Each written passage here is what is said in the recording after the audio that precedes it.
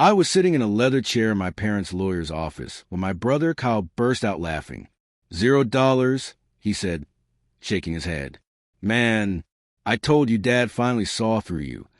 The lawyer cleared his throat and read the document again. My parents had cut me entirely out of their will. Every dollar, every asset. My mother avoided my eyes. My father stared at the table. Kyle smirked. Guess being the good son didn't pay off. Then the lawyer suddenly stopped flipping pages. Wait. The room went silent. There's an attached clause I wasn't told about. Kyle's grin slowly faded. The lawyer slid a final page across the table. Apparently, my father had added something months earlier. If either son had financially benefited from the parents' assets before their death, it would immediately affect the final distribution. Kyle laughed again. Good thing I didn't.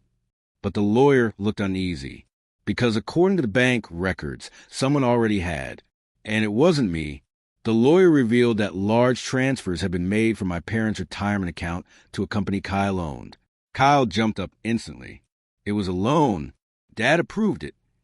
My father looked confused. I don't remember signing anything. The lawyer quietly said the transfers totaled $780,000. Kyle's face went pale. And suddenly the meeting that was supposed to humiliate me turned into an investigation.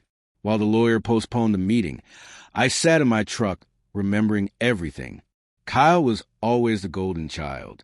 I was the dependable one. I paid their bills when Dad's business failed. I fixed their roof. I drove Mom to chemo. And now I had just learned something else.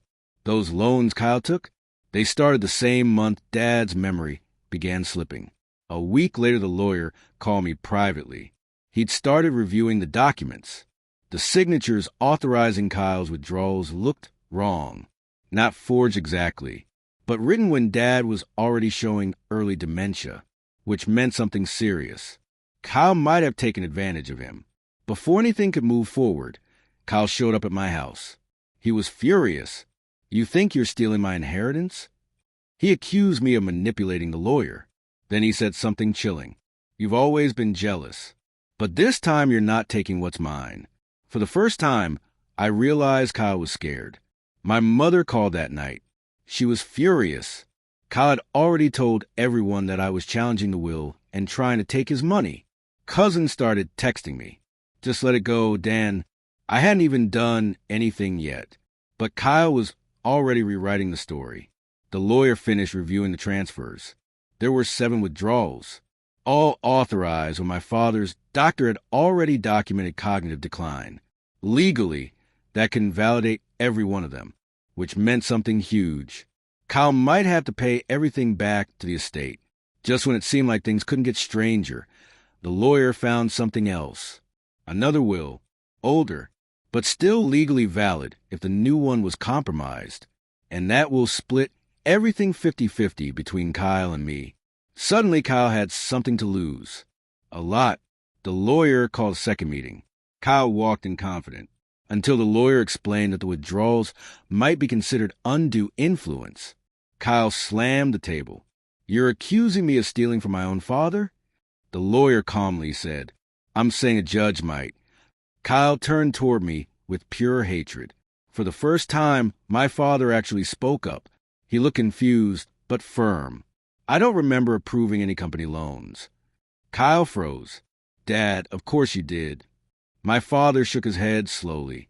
An entire room felt the ground shift. To protect my father, the lawyer recommended bringing in an elder financial abuse investigator. Kyle exploded. This is insane. But my father quietly agreed. Kyle stormed out of the office. And I realized something terrifying. If the investigation continued, Kyle's entire business could collapse. Investigators quickly discovered Kyle's company was drowning in debt.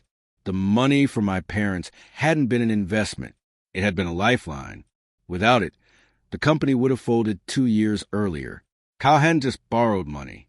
He'd been surviving on it. Kyle came to see me again. But this time he was calm. He offered me a deal. Drop the investigation, and I'll give you a piece of the inheritance.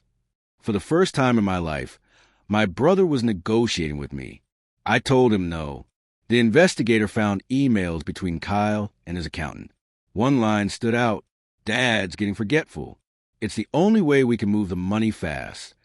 When the lawyer read that line aloud, nobody spoke. Not even Kyle. My mother broke down crying.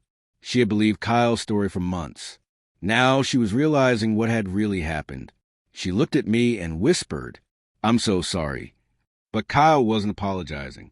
He was planning something else. Kyle hired his own lawyer and filed a claim saying I manipulated our father into starting the investigation. Suddenly, I was the one being accused. The family drama was turning into a legal war. And for a moment, it looked like Kyle might actually win. Then my father's neurologist stepped in. He produced medical records proving Dad's cognitive decline had started months before the withdrawals, which meant Kyle absolutely knew something was wrong. The courtroom got very quiet. Kyle's lawyer tried arguing the money was legitimate business help, but the judge asked a simple question. Why was it transferred through personal accounts instead of documented loans? Kyle didn't have an answer. Under pressure, Kyle finally admitted something. His business had been failing. He was desperate. He believed he'd pay the money back before anyone noticed. But he never did. The judge ruled that the withdrawals were financial exploitation. The money had to be returned to the estate. Kyle was also removed as executor of the will. And suddenly, the man who laughed at me weeks earlier looked completely defeated. With the estate corrected, my father made a new decision. He rewrote the will again. Not out of anger, out of clarity. And this time, Kyle's share was drastically reduced. Without the money he'd taken, Kyle's company collapsed within months. Creditors closed in. The same brother who once mocked me now called asking for help. For the first time in his life, Kyle needed the brother he always belittled. I met him for coffee. He looked exhausted. He asked if I could loan him money to restart. I thought about everything. The lies, the manipulation, the years of disrespect. Then I gave him an answer he didn't expect. I told Kyle I hoped he rebuild his life, but it wouldn't be with my help. The inheritance wasn't the real victory. The real victory was something else.